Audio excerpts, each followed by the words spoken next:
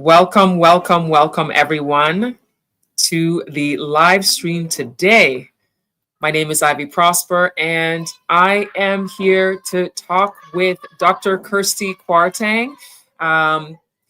We are here to talk about something really important that people have been interested in, the diaspora, trade and investments in Ghana.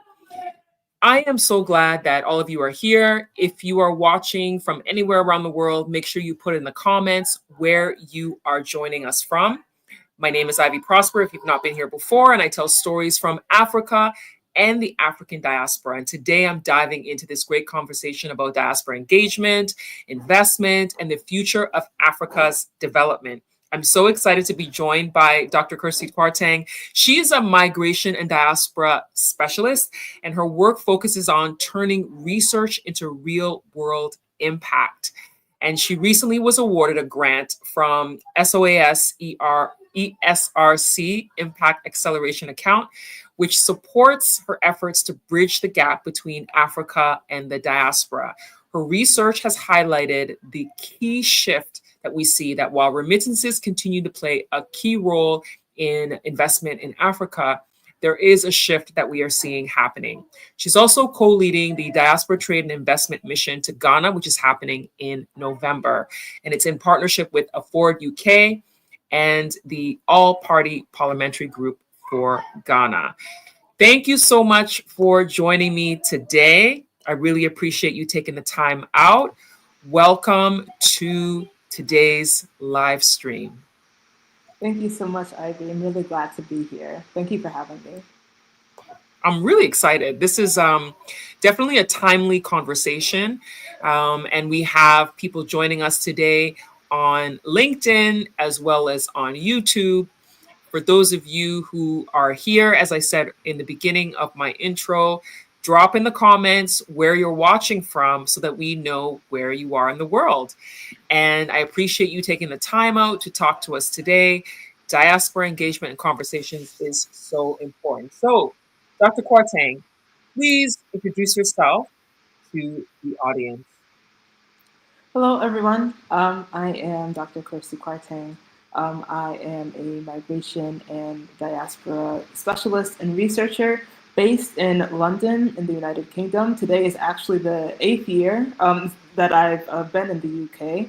I moved to London from the United States, where I was born and raised, to two very wonderful Ghanaian immigrant parents. And it's really my experience growing up as a child of the Ghanaian diaspora that got me interested into the world of migration and diaspora.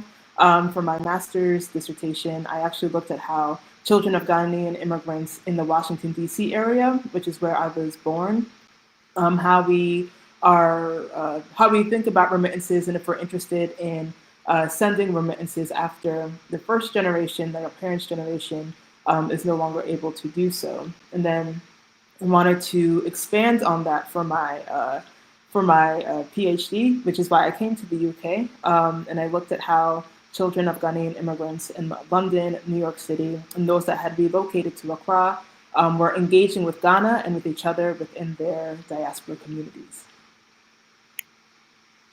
Fantastic, fantastic. And with all of that background, what made you decide that this is where you wanted to go? Like, this is the direction you wanted to choose for your career? Honestly, this career kind of found me. This was not, when I was starting university, I didn't even know that this was something that I could do. I didn't think I would ever do a doctorate or anything like that. When I started uni, I had the intention of becoming a high school biology teacher. That's what I wanted to be. I did really well in the sciences. I loved biology, and I knew I wanted to make an impact in the world, and I thought education was a good way to do that. Which, and I still think that it is, but as I got to, in uni, and I was taking the teaching classes and all of that, I was like, you know what? This actually, I remember we had to do a practicum, so we would go and sit and observe teachers, and I remember just being like, this is not for me. And I didn't really know what what else to do, because I was at that point I was halfway through my university career. You know, in the U.S. we have 4 years, so I was in my second year, like in the second semester of my second year, and I was like, what am I going to do? So I had a conversation with one of the deans at in the school that I was in. She suggested this other major, and it's from that major they had an international development track, and I've just been on that since, and I've been finding my way with with each degree comes to like new revelation, essentially, of the path I can go on. Awesome. Awesome.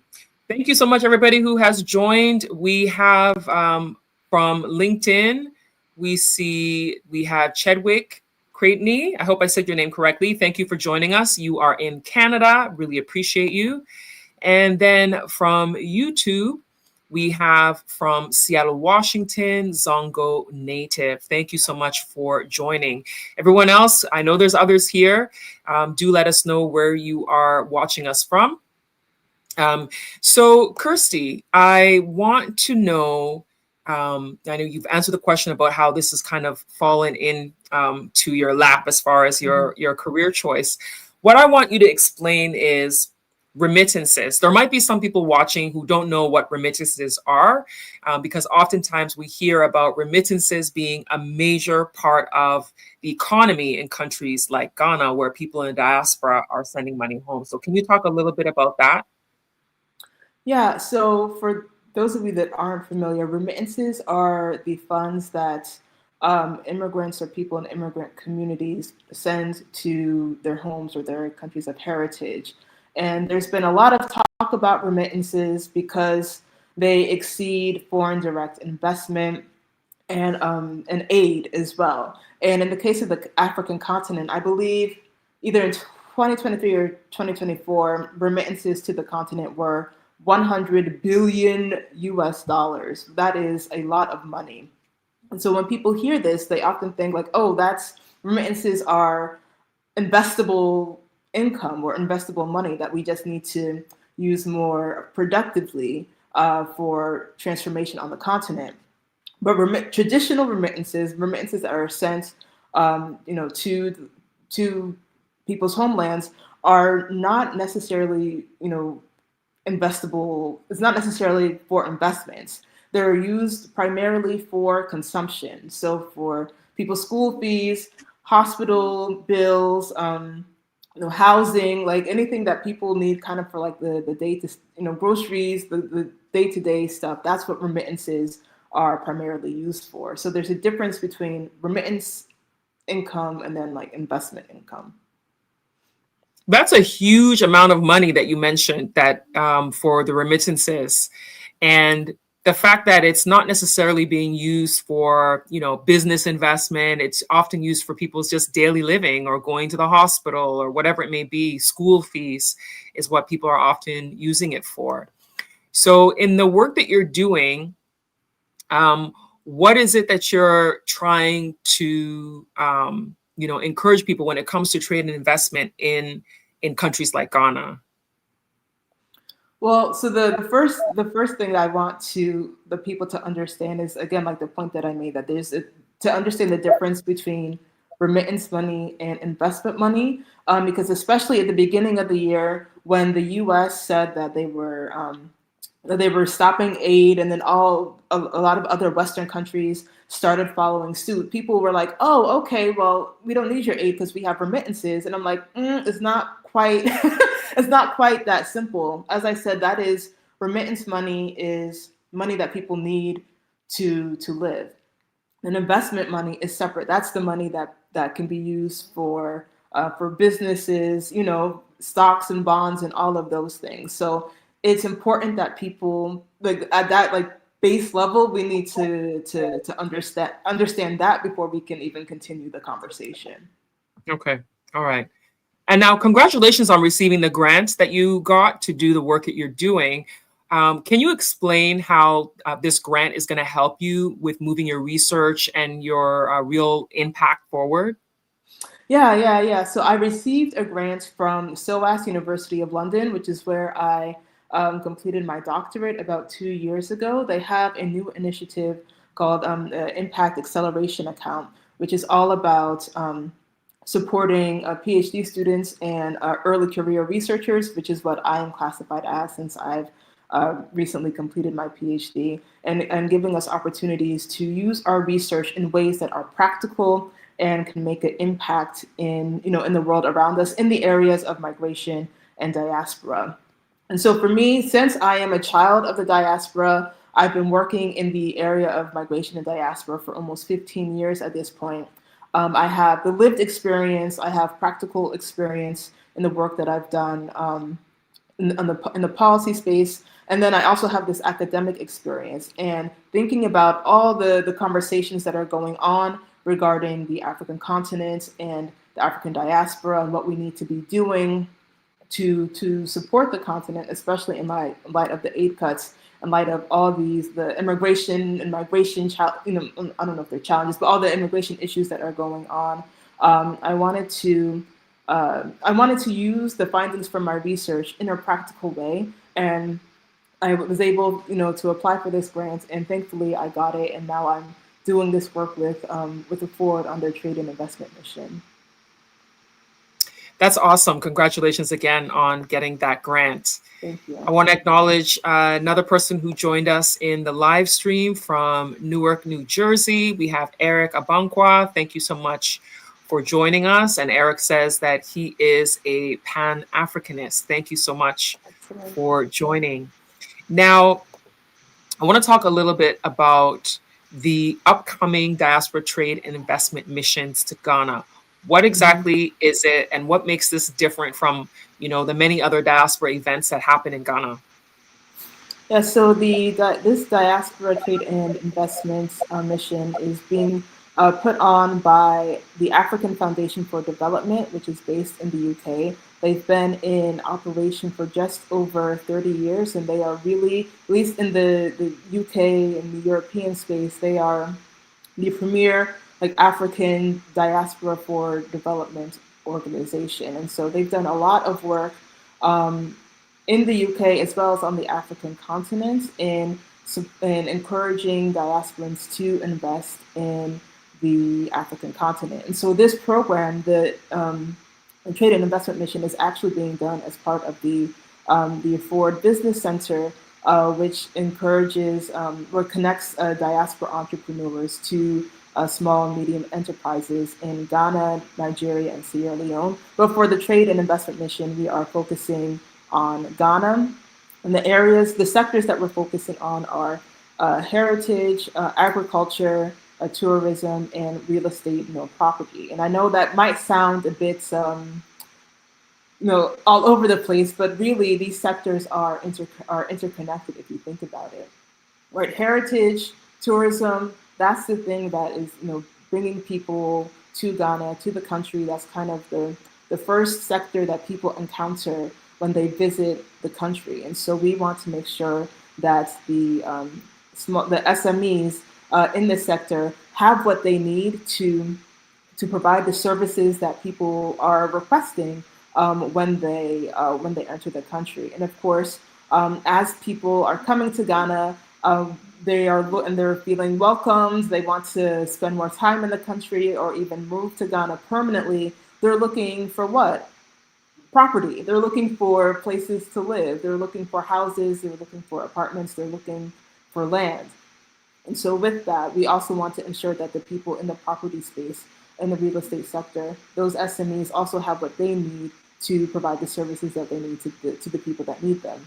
And then lastly, agriculture. That's what? Water, that's food, agri-tourism and ecotourism are also becoming more popular as well. And these are all the things when you're sitting in your house, you're eating food that is grown in Ghana. If your house is built on land, that is in Ghana, right? So all of these sectors are interconnected, and it's important that we as diasporans do what we can to support the SMEs in this sector. Because a lot of times people have the knowledge, they have the skills. What they need are the resources, both the financial capital as well as the social capital through networks.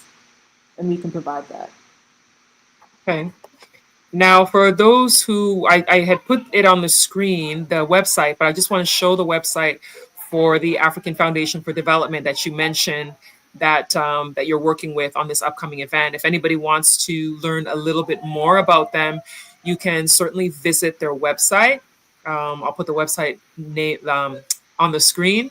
You can check out their website and learn a little bit more about what they do. That's they're based in the UK, correct? Yes. So they are doing a lot when it comes to work for the African diaspora. So you can just check out their website, see a little bit of what it is that they do. You can join up for their newsletter when you go to their homepage there. So they'll have members of the organization coming to Ghana too in November.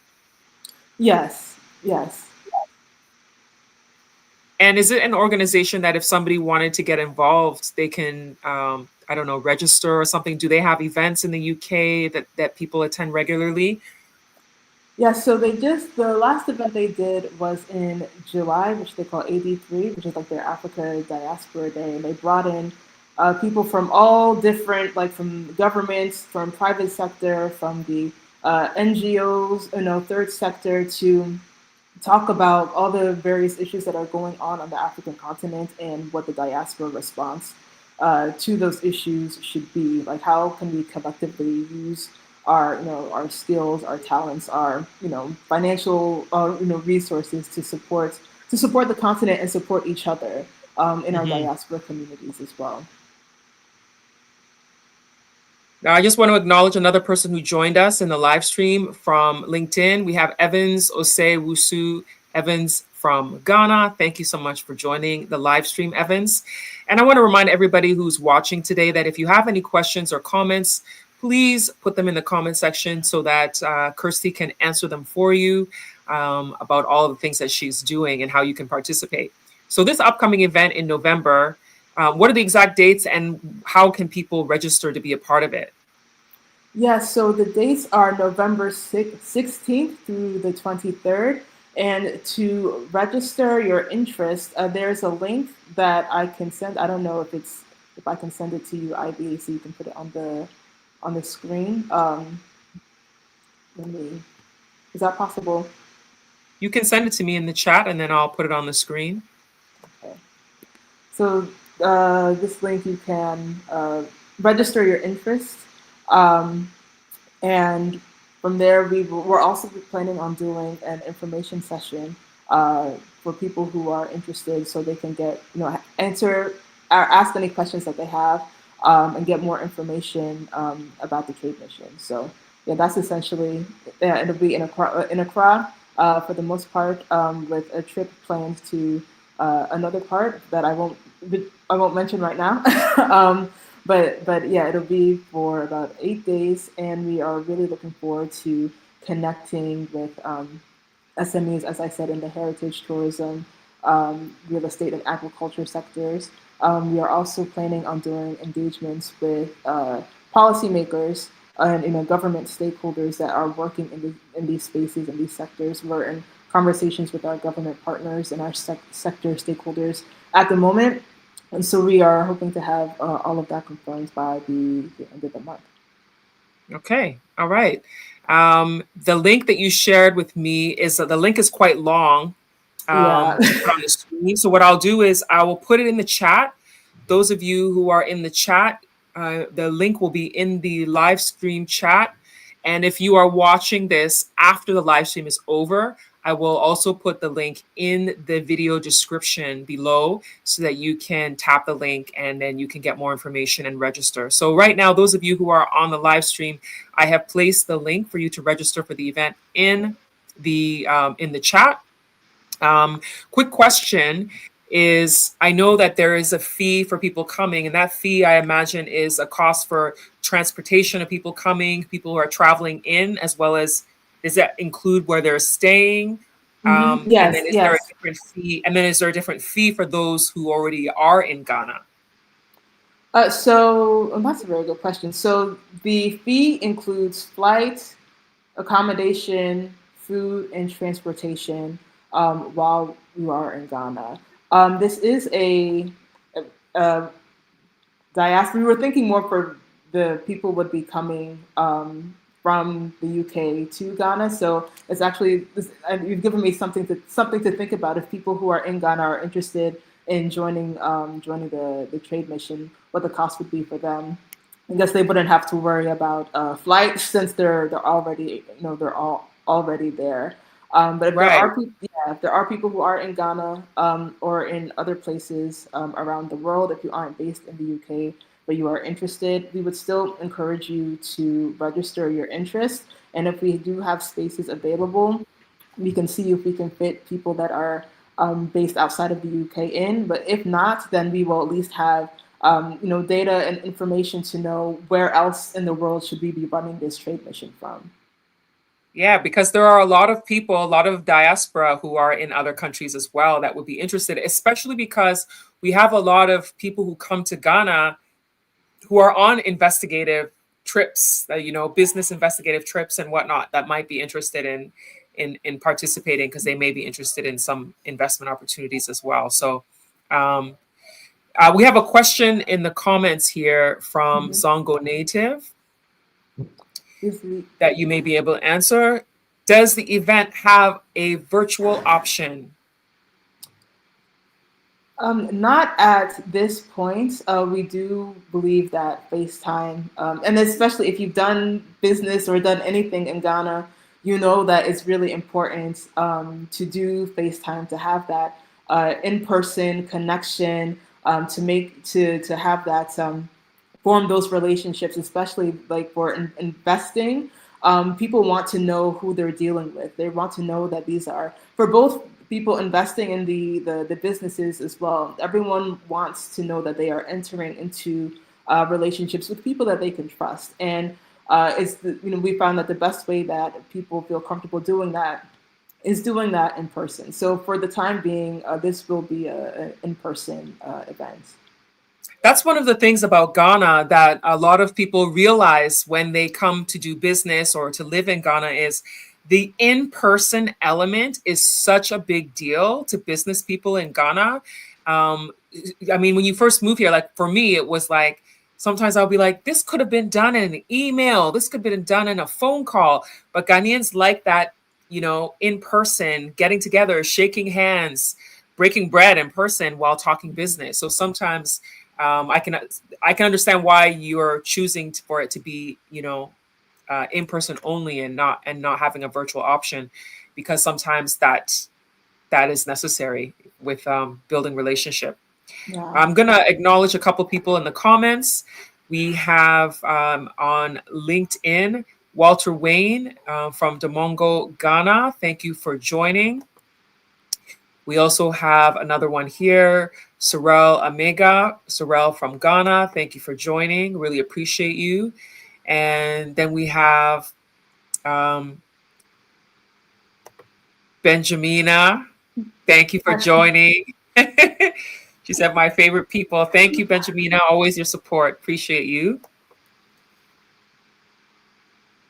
So this is a really exciting time for Ghana because, we're always hearing the stories about the diaspora having an interest in Ghana. And particularly what I noticed is, I'll go back with 2019 with the year of return, that we saw that so many people from the diaspora suddenly were interested in Ghana. I'll speak about the Black American community and the Caribbean community who were be like, they're ready to come to Ghana. And what I noticed was Ghanaian diaspora were suddenly like, because I was getting DMs from people who were like, what is that person who's never been to Ghana, never had any connection to Ghana? They're going and I'm not? What? And people will be like, wait, you're from Ghana and you're not going, but this person is going? What's wrong with you? Why aren't you going to Ghana? That's your country and you're not even going. So what I noticed is that the Ghanaian diaspora, who some of them hadn't been to Ghana in 10 years, 20 years, now suddenly their interest was piqued because they realized, we're going to miss out on some of these opportunities in our own country we come from. So it was like that whole fear of missing out. And then overall, Africans in general who left their home countries are now having this interest in returning and investing and doing things. So have you come across those kinds of attitudes in your research, that people's having a sudden interest that didn't have an interest before? Yeah, so I was actually doing like conducting what we call field work, like doing my data collection during the year of return. And I was actually in Ghana in 2019, not in December, but in, oh, when was I there? May through August. And it was a really interesting, really interesting time to be doing this type of research, because the year of return was everywhere, and people had a lot to say about it. But there were people that felt like it provided them the opportunity to come home and to kind of explore Ghana, Hmm. especially for children of immigrants. A lot of times, when you're growing up, you might not have a lot of, unless your parents are deliberately taking you to Ghana, you don't really have the space to explore Ghana on your own until you like start working, and and you're able to buy your own ticket, or maybe you do a study abroad while you're in university. And so, and sometimes we don't hear the best things about Ghana from the elders in our diaspora communities. Yeah. Ghana is not safe.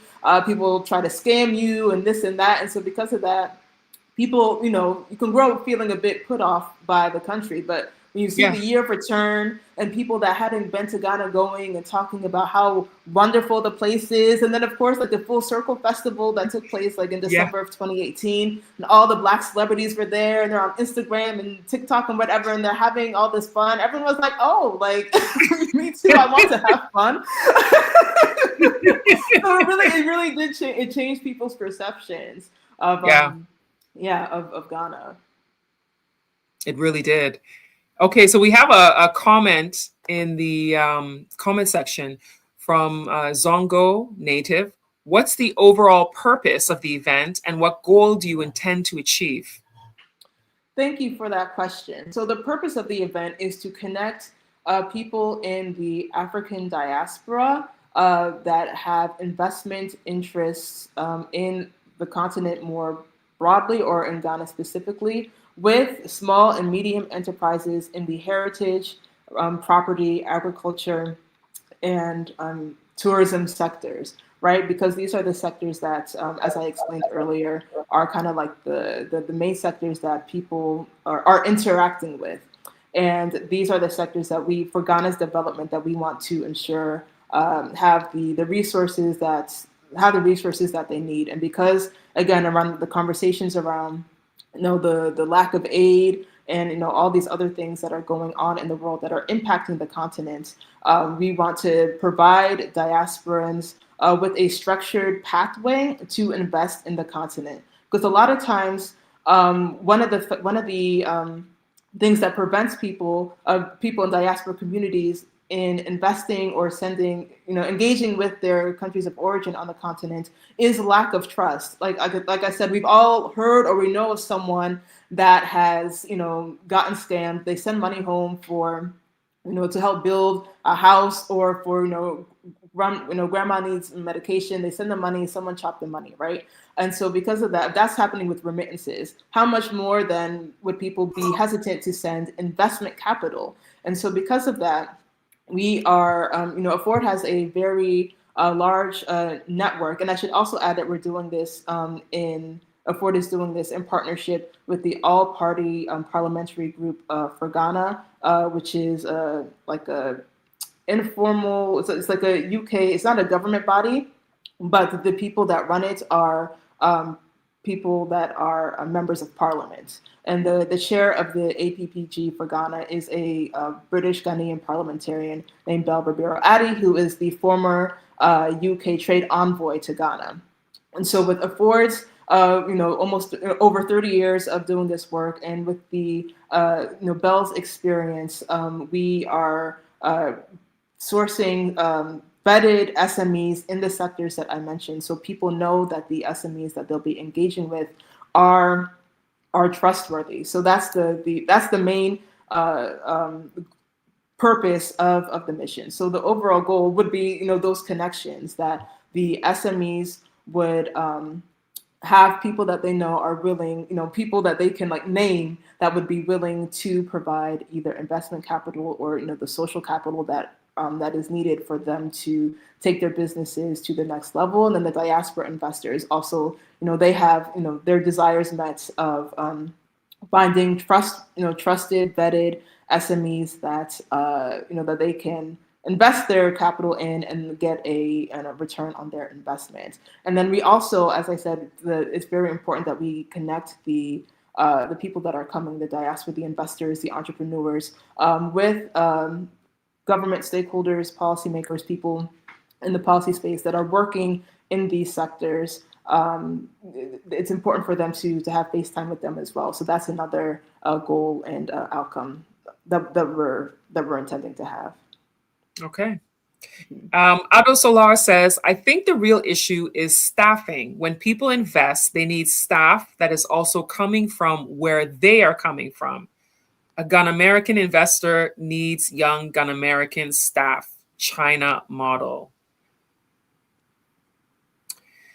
What do you think of that? I think basically they're saying that, let's say a Ghanaian who's in America should bring staff from America. I think that's what Ado Salar is trying to say here. But is that what you're trying to do? No. No, I think, I mean, I'm thinking of a few, like correct me if I'm wrong, I don't know if you know Ivy, but I'm thinking about like a place like Jamestown Cafe. To my knowledge, that was started by a Ghanaian American, or maybe I'm wrong. Oh, is that correct? Do you know if that's correct? A Ghanaian. A Ghanaian, okay. But yeah.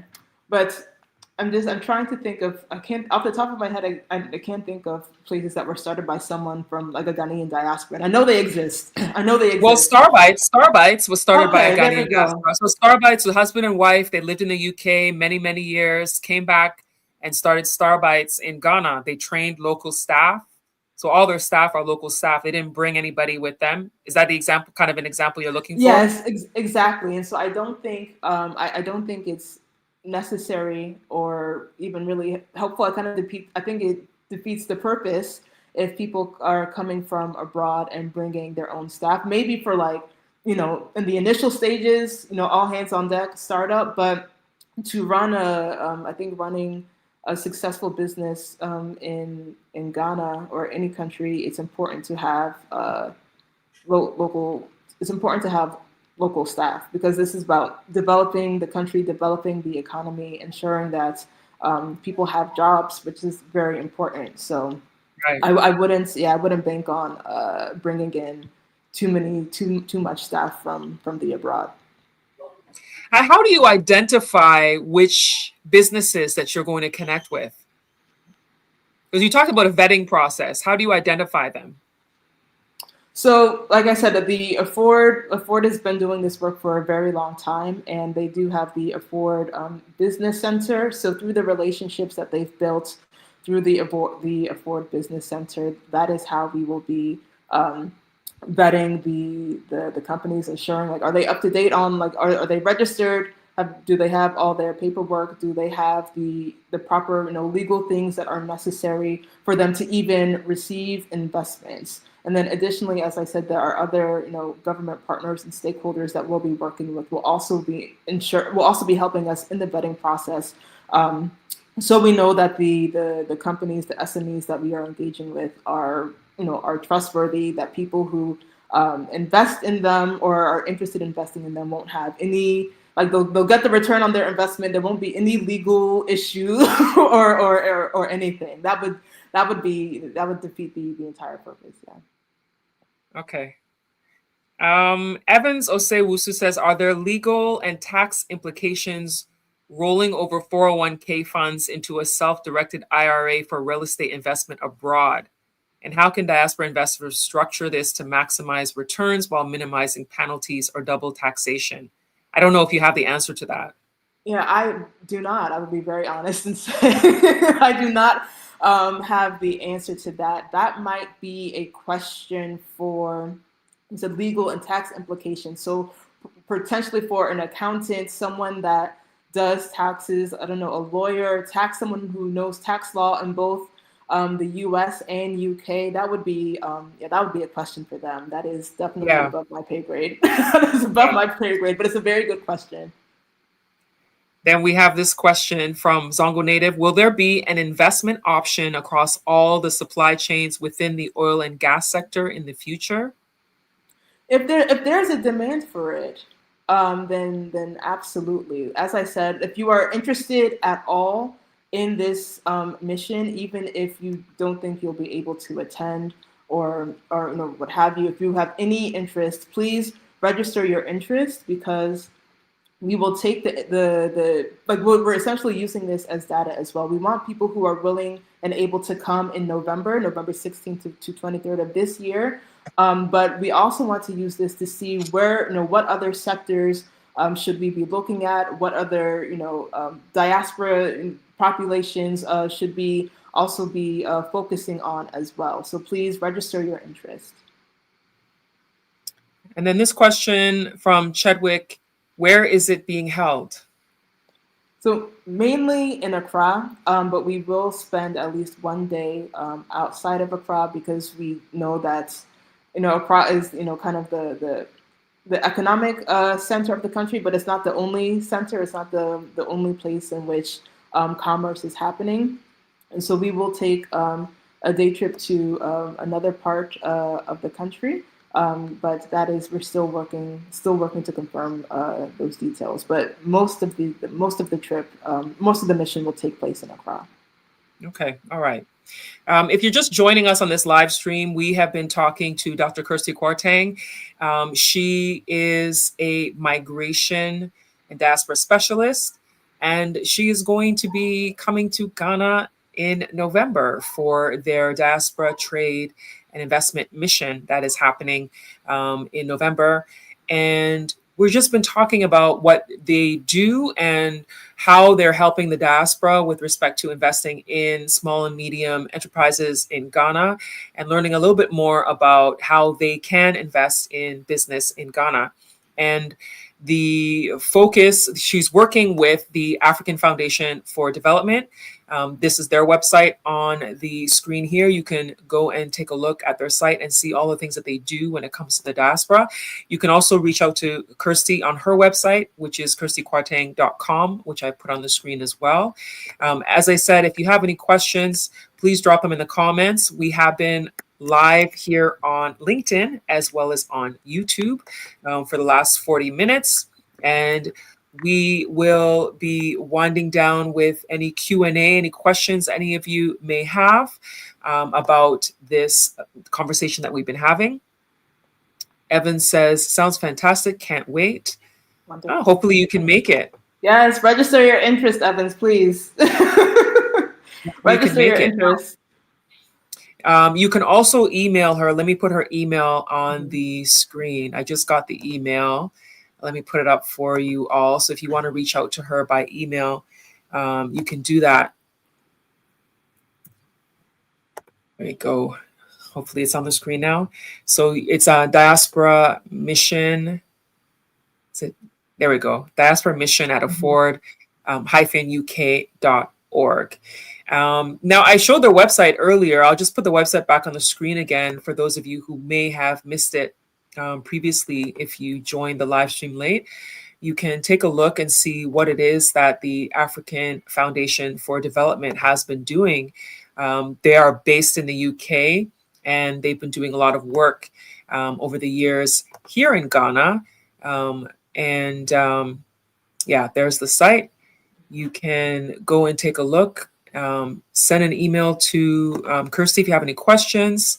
And there is the link to the website. And I had put a link into the chat for those of you who are interested in the event that you can register. I'll put another link in case some of you have missed it and aren't able to scroll back to go and find it. This is really, something that 10 years ago, I wouldn't have expected something like this, because I didn't realize how much interest there would be in Ghana, 10 years ago. And now it's like, everybody's so interested in what's happening here and the business opportunities. And I think because we keep hearing that Africa is the future, Africa is now, it's where it's green, it's your opportunity to get in from the ground up. And some of us who grew up in the diaspora, because I was born in Ghana, but I was raised in the diaspora, some of us, coming back and we're realizing that, our parents did leave at a certain time because they were looking for opportunity. But now it's like that same opportunity kind of has come full circle. And now it's like there's opportunities here to get involved in business. And with the big picture, you don't necessarily have to live in the country. Some people find a balance of going back and forth and being able to do business, but they're going back and forth. And then for some people, you make the decision that you want to stay here. You feel like being on the ground is what works for you to be here, full time. So it all depends on what it is that you are looking for. What businesses, Dr. Kwarteng, have you noticed growing over the last few years in Ghana? Real estate, that seems to be the one that that is really popular. People are interested, with anything around like housing and land, like those types of businesses are popping up because there's people are interested, and there's money to be made. There's money to be made in that sector. But with that though, it is, this is why we talked about our vetting process. You have to be careful because some people will be in it, just to make the money and not necessarily to ensure that you have quality accommodation, or to ensure that the land, that if you're interested in purchasing land, that the land that you're buying does not belong to somebody else, right? Yeah. So it's that's the sector that I see that is really growing in Ghana over the past maybe 10 years or so. But it's also the sector that I think you need to be the most careful with, which is why we included it as part of our as part of the mission. If you come on the mission, we can connect you to vetted SMEs in that space that you can trust, that will they won't take you for a ride. Zongo Native is asking, is this her first organized event on diaspora investment in Ghana? If yes, what are some of your success stories and challenges of meeting your targeted goal? The first organized event in diaspora investment, yes, but I am doing this in collaboration, I'm doing this with the African Foundation for Development, and they have been, as I said, for over 30 years, they've been in this game. They have the Forward Business Center, which is all about connecting diaspora investment to small and medium enterprises in Ghana, as well as Sierra Leone, Nigeria, and I believe Benin as well. So it's me using the findings from my research expertise, the work I've done in the policy space, as well as my lived experience. I'm bringing that to them, and partnering with them as they have the very tangible skills and knowledge in working in the investment space. But this isn't actually my first time working with them. About just over 10 years ago, I did co-lead a heritage mission to Ghana for young people in the US and UK diaspora. So we had people from the Ghanaian diaspora in the US and UK, as well as a few African Americans. And we came to Ghana learning mainly about the heritage, arts, and culture sector. And this was done with Afford as well. So this is 10 years ago. So Afford has been doing missions to the continent for some time, and then different types. As I said, this was a heritage mission. We weren't talking too much about trade and investment for that mission. But for this mission, this is solely focused on trade and investment for diaspora investors and entrepreneurs that have a strong investment interest in the continent, or in Ghana specifically. Wonderful, wonderful. I'm putting this back on the screen here. The Diaspora Trade and Investment Mission is taking place the 16th to 23rd of November And the fee, you see the fee there is £2,700. And as she stated earlier in this live stream, this includes the flight getting there, your where you're staying, and food during the time of this event. And for those of you who are in Ghana or maybe in other countries and want to participate because you're planning to come to Ghana at the same time, you can reach out to her and ask the questions necessary if you can be a part of it, because you won't be flying from the destination in the UK. You're not flying from London if you're coming from somewhere else or if you're already in Ghana. I put the link in the chat already, in the live chat. The link is there. If you are watching this after the live stream, it will be in the description, the video description box, so that you can tap it there and be able to register. But I just wanted to show you this flyer on the screen so that you see a little bit of the information. There's heritage, tourism, agriculture, and real estate, as she said during our conversation. So one point, the fee also includes transportation in the country. So it's flights. Okay. And the flight is if you're flying from the UK. So because since this is a board is based in the UK, we are doing this in partnership with the APPG for Ghana, which is based in the UK.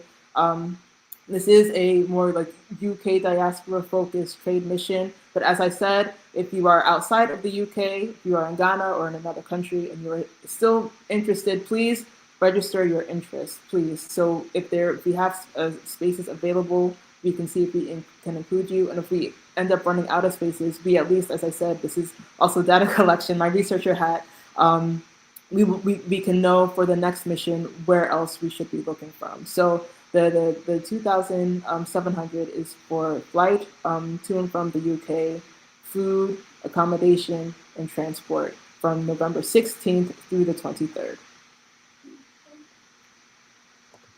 Awesome. And back to the comments, we have one more question from Zongo Native. What does investment in heritage briefly entail? So it's investing in so there's like a literal and like a metaphorical explanation for that. So it's actually like investing in SMEs that are working in the heritage sector. So that could be things around cultural heritage and preservation, things around the people around arts and culture, the people that are working in ways that they have SMEs that are geared around things related to Ghanaian heritage and culture. So there's that. And then by investing into our SMEs in the sector, you're also doing a part of like cultural heritage preservation as well. So you're literally investing into the heritage, and by doing that, you're also keeping the heritage.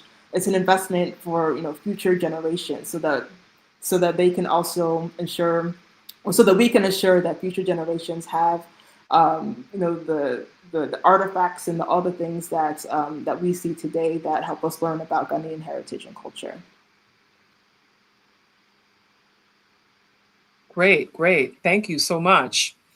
This has been a really good conversation, talking about what it is that you do and also sharing about the upcoming event in November and how you are really, really engaged in the whole mission of the diaspora and connecting the diaspora to Ghana. It's been a really, really good few years. I know we first met, I can't remember when we first met now. It was a while ago, yeah. It was some time ago. Yeah. Some time ago, yeah. Yeah, and you used to do, you had a YouTube channel that you were doing videos before as well. Yes, the Nana Project. Yes, the Nana Project. Yes. For those who don't know, she was doing a project where she was interviewing elders, right? Elders in the community. Yes. Who have stories to tell. And that was a series that I loved. I actually loved that series. It's something that I think is really important for us to talk to our elders. So if anybody wants to check that out. Yeah, we're not stopped. It's just I have to go on a hiatus while I was finishing school. It turns out finishing a PhD does require a lot of work. And it is it's an incredibly taxing process that really, it took a lot out of me. And so now it's now like 2 years after the fact that I feel that I have, come back to myself. But additionally, during that time, I myself lost a good number of elders in my family. So there was also some grief, if I can be very honest, just some grieving that I had to do that made doing that work difficult. But I'm now feeling ready, especially given everything that's going on in the world, and seeing how, in the U.S., the Trump administration is trying to get the Smithsonian institutions to not say anything, about slavery. Like it might be, illegal one day to even learn anything about African history and culture. So it's really important, for the Nana Project and similar projects to exist. So it's not gone. It's not gone at all. It's on a hiatus, and it will be coming back.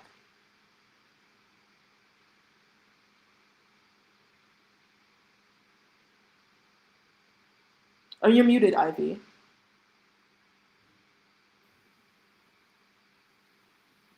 I forgot I put myself on mute. So it's really interesting what you're talking about with the Trump administration and with the Smithsonian and different things that are changing with arts and historical things. So that's something that's affecting you as well. I guess affecting in what way? In the way of the project you were doing before, the Nana project. Were you doing some work with them?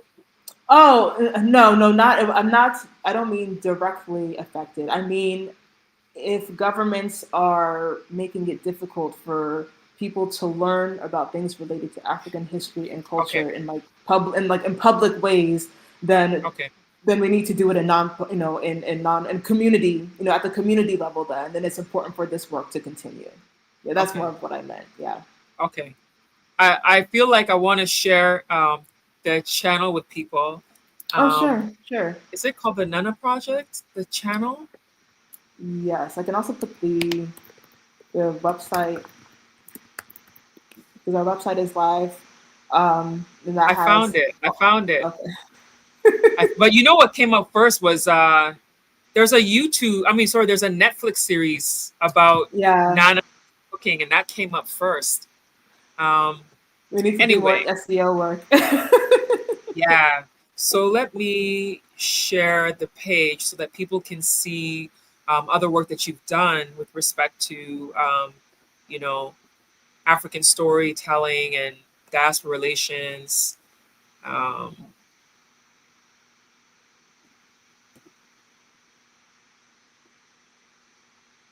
okay, so this is the YouTube channel for the Nana Project, where she was interviewing elders and getting historical accounts from them. It was really interesting. And if you ever have time and you want to dig into and hear some of these compelling stories, check out her YouTube channel. The Nana Project 3000 is what it comes up as. Yeah, go and check that out. Yes, and you can also visit our website at thenanaproject.org as well. So thank you for bringing that up, Ivy. thenanaproject.org. Okay, let me get that Yeah, website and get the yeah. website on the screen so that y'all can go and check it out. Gotta support a sister, Yes. what she's doing. Let me get it on this. Just type it up and put it on the screen.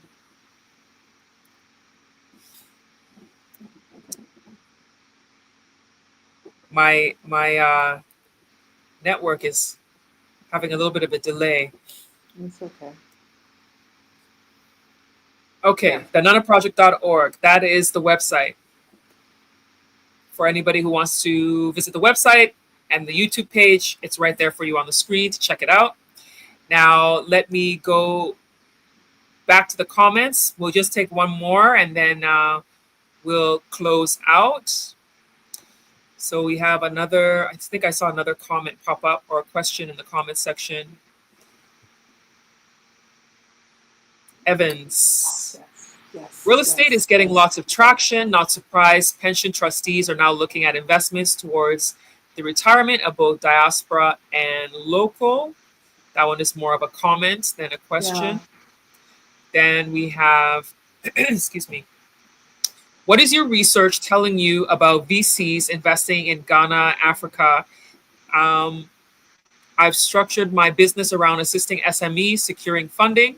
Even the strongest projects are still being rejected. What can Mm. SMEs or we consultants do to improve this? Mm. So my research focuses more around what diasporans are interested in investing in and what they consider investment to be as well, and the barriers that exist for them to invest. So it's more. So it's. I don't do much with the VCs investing on the continent, but I actually had a conversation just at the end of last week with someone who is, I think, who is doing research into this. I think, Chadwick, I think we're connected on LinkedIn. So if you send me a message, I can send you their information. And they actually just made a post about people filling out the survey that they're doing for their research. So that might be, yeah, that might be helpful for you. So I'll share that with you.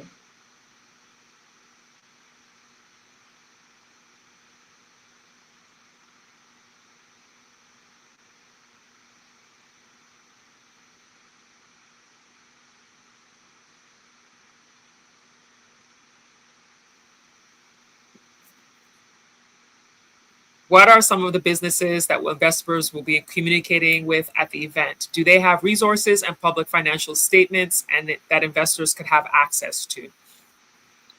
So the specific businesses that will be part of the event, we're still going through the vetting process, so I can't name them at this time. But any business will have the public financial statements, all of like everything that is needed, all the legal documentation will be made available for people, or else how will we know that they are who they say they are? Like it's very important for us to bring people to meet vetted, trustworthy SMEs. So anything around like legal documentation, you know, the tax file, like all of that stuff, they will have, and you would be able to. To access or to see if you have the desire to do so. All right. Thank you so much. Thank you, everybody who's been here, who's been engaging, and who's been asking questions, leaving your comments. Really appreciate you. This has been a very important discussion with Dr. Kirstie Kwarteng about the upcoming event in Ghana, as well as the work that she's doing when it comes to connecting the diaspora with Ghana and Africa overall when it comes to investments. So, final thoughts before we close out. If you are, as I have said, if you are interested at all, even if you aren't sure if you can come or if this is the right opportunity for you, please do still register your interest. There is, there's quite a bit going on in the world, and we need to ensure that Africans are supporting Africans wherever they are in the world. People talk a lot about diaspora engagement, diaspora responsibility, but it's not everyone that's having these conversations that is a part of our communities. And so I personally believe that it is on us to ensure that Africa has the rights, and that the continent has the bright, prosperous future that it can have. And so the mission is a part of that work. So join us, join Afford, join the All-Party Parliamentary Group for Ghana. And join us in this work. If you are, and this is open, you don't have to be, this is not only for Ghanaians, let me be clear about that, but this is for the African diaspora, broadly defined. So I did say, it is like a UK focus for now, but still, if you are outside of the UK and you are of the African diaspora, whether you are 1 or 2 generations removed, or you are a member of the historic African diaspora, you're Caribbean, we are all, Africa is our motherland for all of us at the end of the day. So you're part of at least in my definition, in Ford's definition, you are part of the African diaspora. So if you are interested at all, register your interest. If you have any questions, you can contact me, the email address. I'm also very active on LinkedIn. Add me on there. You can message me there and ask me more questions. And we will be, and please, do follow Afford. Follow the channels. You can follow me on LinkedIn, because we will be sharing more information about the mission as it becomes available. Wonderful. Thank you so much, Dr. Kirstie Kwarteng, for taking the time out today to have this conversation. This is an important one. And those of you who are interested in registering for the upcoming Diaspora Trade Investment Mission in Ghana, the link will be in the video description below. And it has been in the live stream, but when we go off the live stream, those of you who are watching the replay, it will be in the description of the video, as well as the email address that she shared, and the website that she shared will also be there as well. Thank you so much for watching today. I really appreciate all of you. And if you like this video, make sure that you share it with other people that you think would be interested in this topic and in this discussion. And if you are a regular watcher of this channel and you haven't subscribed yet, make sure you hit the subscribe button so that you don't miss out on future uploads, future live streams when I have important conversations of telling stories from Africa and the African diaspora. Thank you so much for watching. My name is Avi Prosper, and I'll see you again next time.